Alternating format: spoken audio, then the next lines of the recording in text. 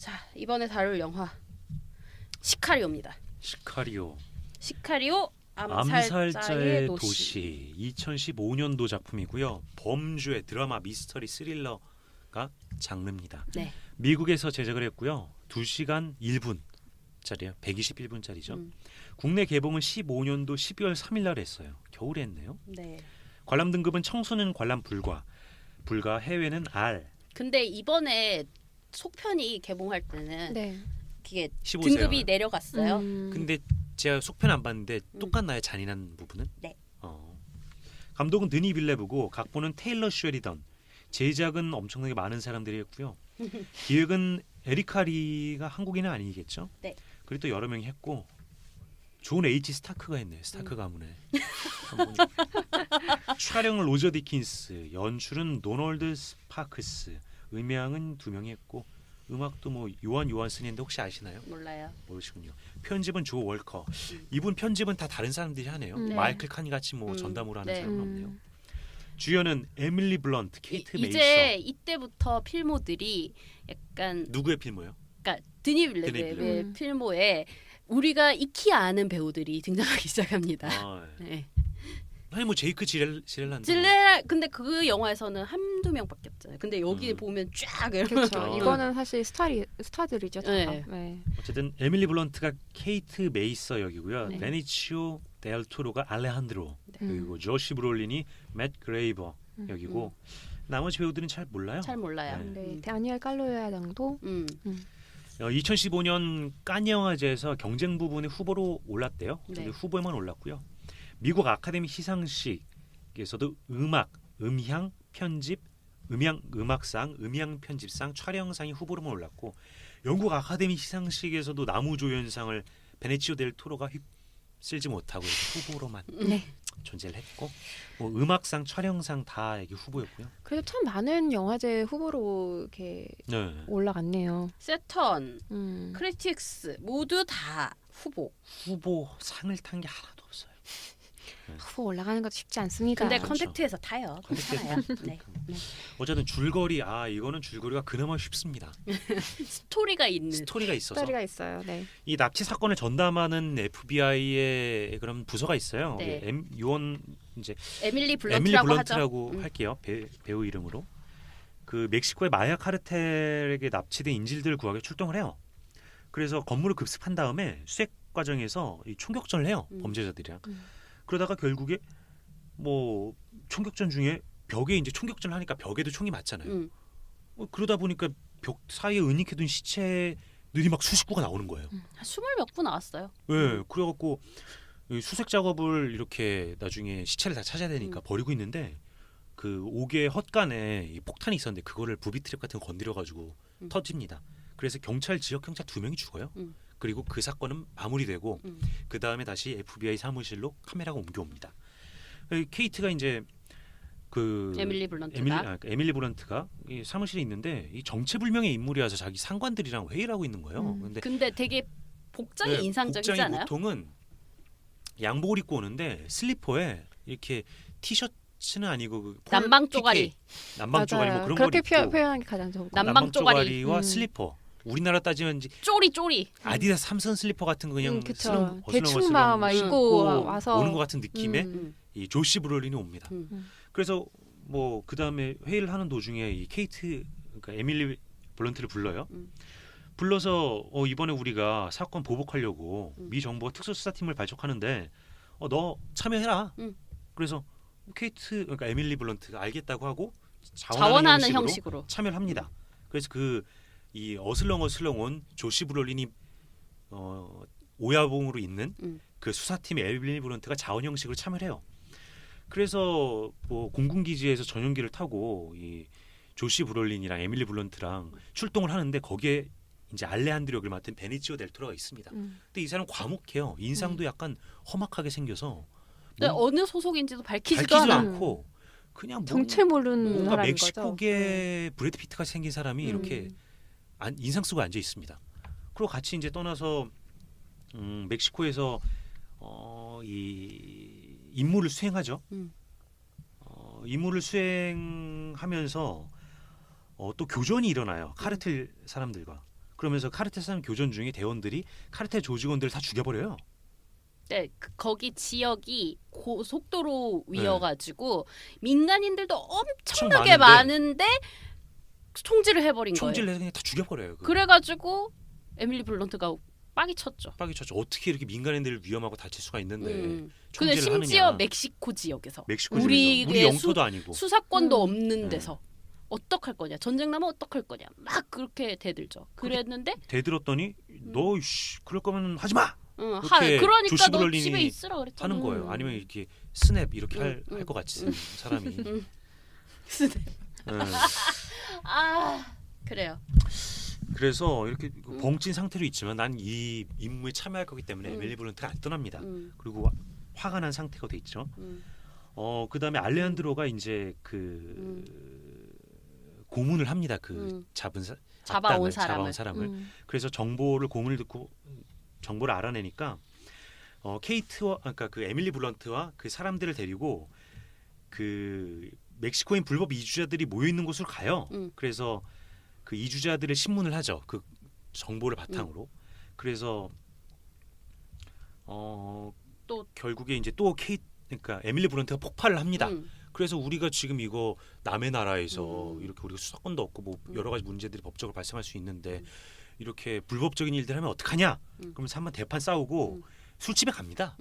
그래서 술을 마시면서 어떤 남자 눈이 맞아서 이렇게 오늘 밤 이렇게 원나잇 스탠드를 하려고 하는데 이렇게 애무를 하는 도중에 이 영화에 보면 나오잖아요. 눈을 뜨고 딱 옆을 봤는데 뭔가 이상한 낌새가 발견돼요. 근데 그 낌새는 그 마약상들이 돈을 묶을 때 사용하는 띠 같은 거를 봅니다. 그래서 이 자식이 이 일반인 사람이 아니라 끈아풀인 것 같다.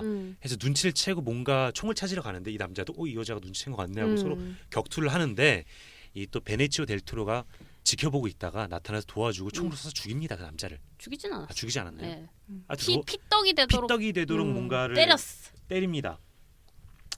그래서 뭐 이렇게 그래서 결국은 이제 그 후에는 이제 그렇게 잘 마무리하고 음. 마지막 작전을 수행하려고 다 같이 카르텔이 밀수를 하고 있는 땅굴을 쳐들어가서 그 카르텔 소탕하러 가는데 베니치오 델 토로는 혼자서 딴 데로 어디로 가는 거예요. 에밀리 블런트가 따라. 그래서 에밀리 블런트가 따라갑니다.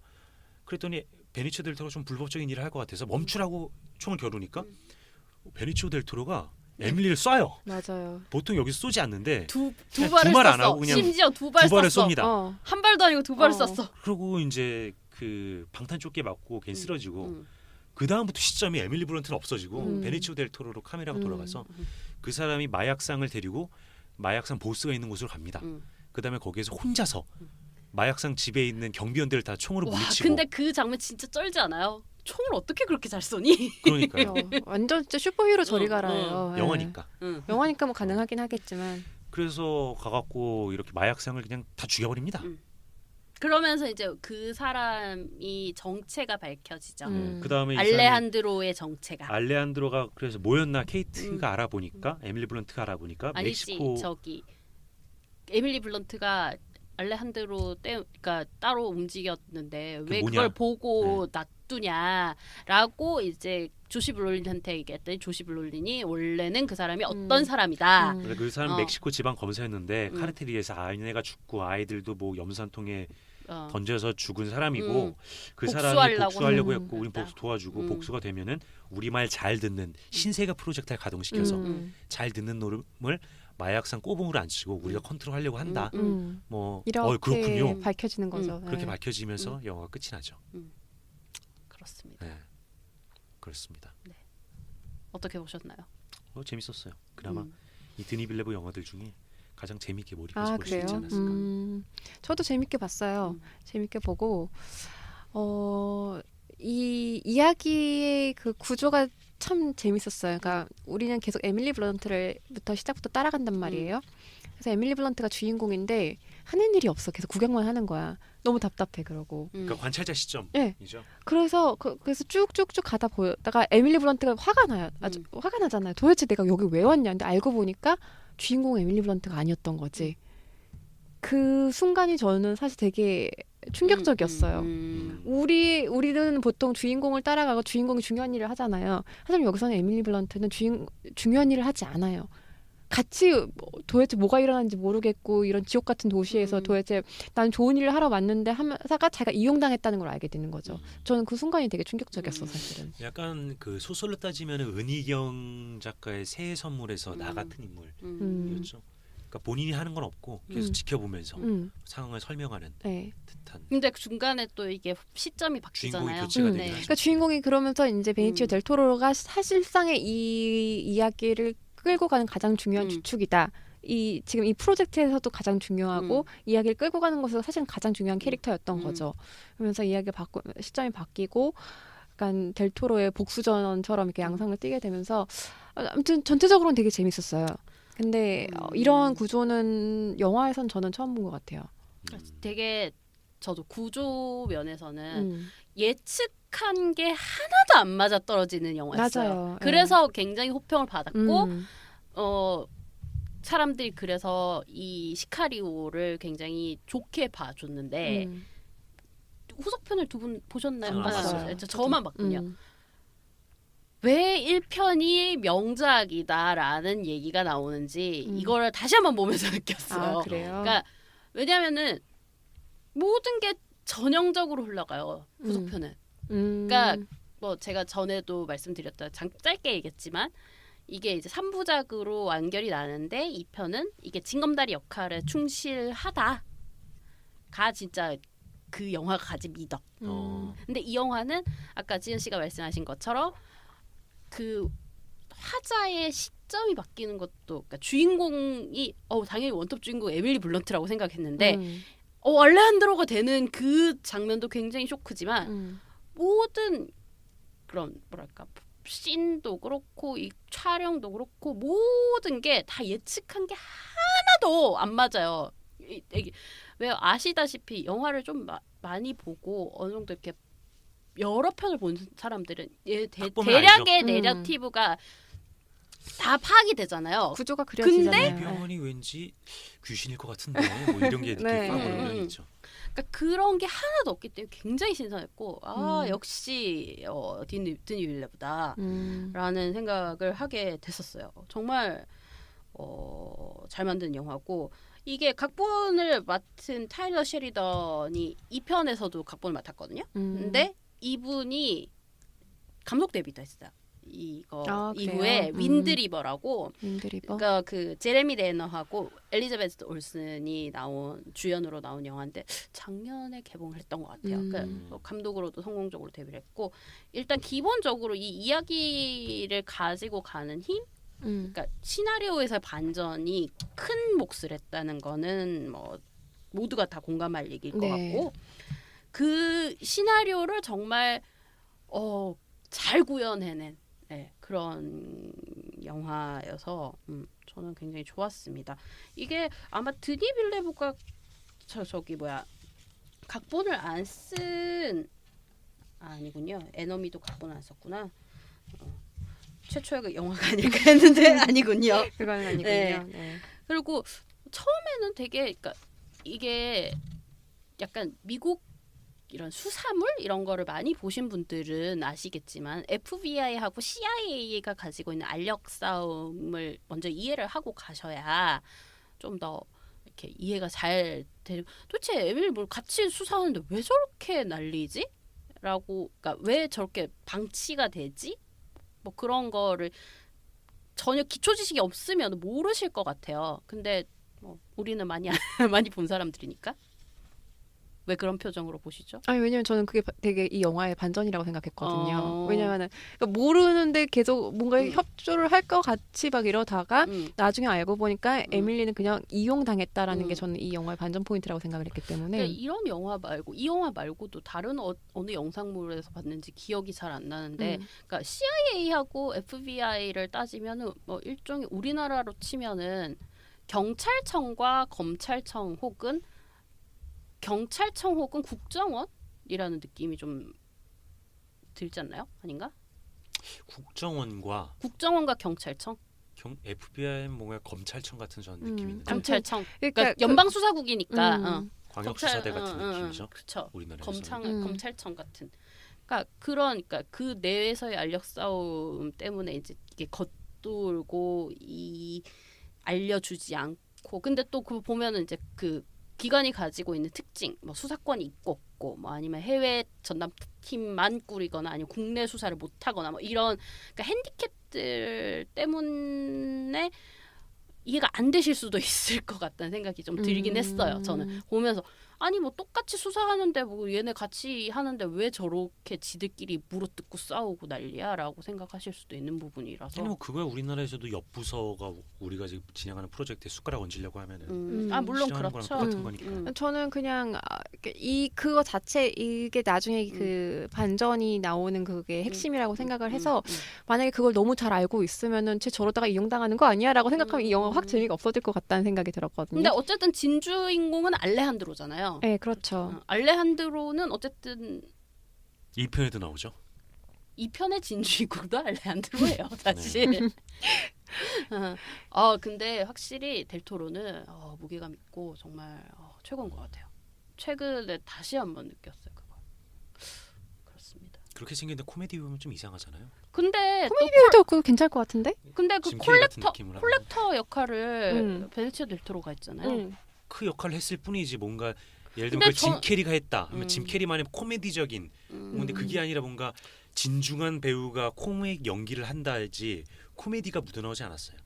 그렇긴 해도 저는 그게 동일 인물이라고 생각이 하기가 좀 힘들었어요. 그렇죠. 분장을 하고 그냥 뭔가 분위기 확 바뀌니까 또 그 나름의 그러니까 약간 그 있거든요. 나르시시즘 같은 느낌과 그 뭐랄까 나는 이런 걸 가져도 돼라는 그런 느낌이랑 여기 이 시카리오에서의 느낌이랑은 또 전혀 달라서 저는 이 영화에서 물론 그 델토로도 그렇지만 에밀리 블런트도 되게 괜찮았거든요.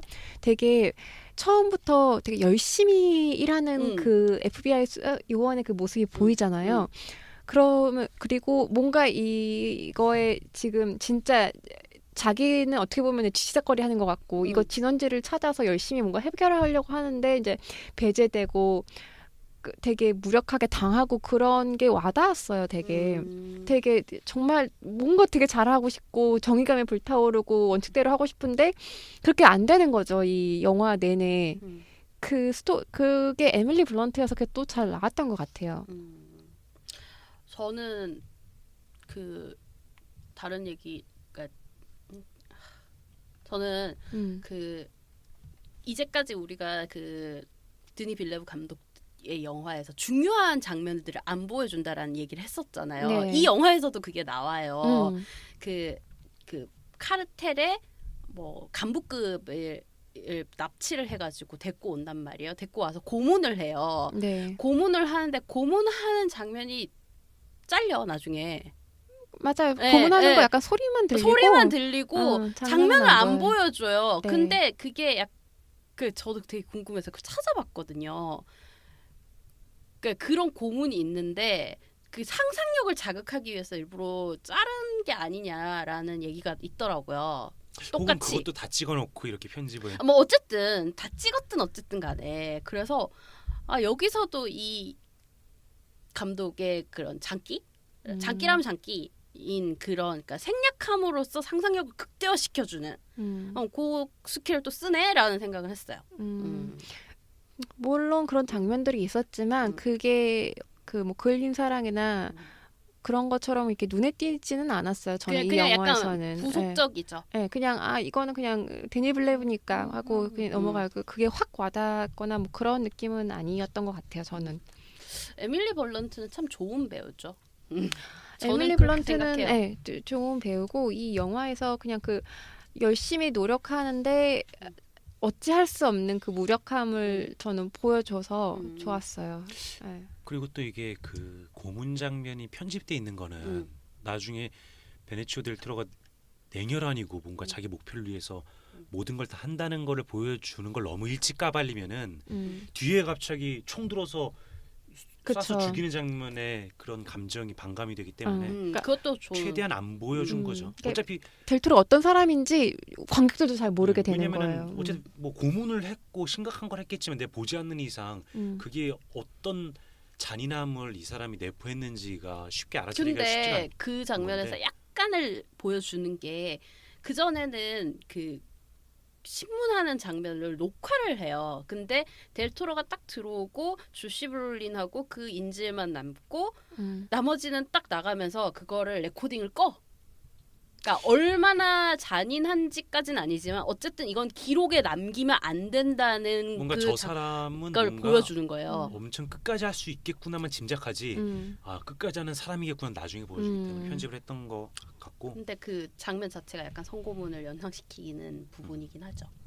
아무튼 그렇고 뭐 영화 너무 재밌고요. 네. 볼만합니다. 평식이 형이 네 개를 줬어요. 평식이 형이 4개를 8점을 주셨습니다. 원래 최고의 서스펜스. 근데 진짜 서스펜스만큼은 이 드니 빌레브를 따라오지 네. 않는 것 같아요. 네, 그쵸. 진짜 서스펜스의 마법사. 그것도 부담스럽지 않게 모든 장면이 서스펜스가 들어가 있는데도 불구하고 부담스럽지 않고 그 지지도 않고. 드니 빌레브 감독이 가장 존경하는 그 작품이 이치고인가요? 아니요. 스페이스 오디세이. 아 스탠리 큐브릭. 네, 큐브릭이라고 하더라고요. 그래서 그 이해가 영향을 돼요. 굉장히 많이 받은 게 아닌가라는 생각이 들더라고요. 그렇군요. 그렇습니다. 어쨌든 좋으시죠? 이거 이 영화는 추천? 추천. 네, 저도 네, 추천하겠습니다. 저도 추천. 그리고 다음 3편이 어떻게 나올지 저는 개인적으로 굉장히 기대가 돼요. 이 마무리를 판을 잘 깔아놨는데 마무리를 어떻게 해야 될지. 근데 뭐 각본은 똑같은 분이 쓰시니까 기본적으로 하지 않을까라는 생각은 합니다. 네. 잘 되겠죠 뭐. 네, 네, 다음 영화로 할까요? 다음 네. 영화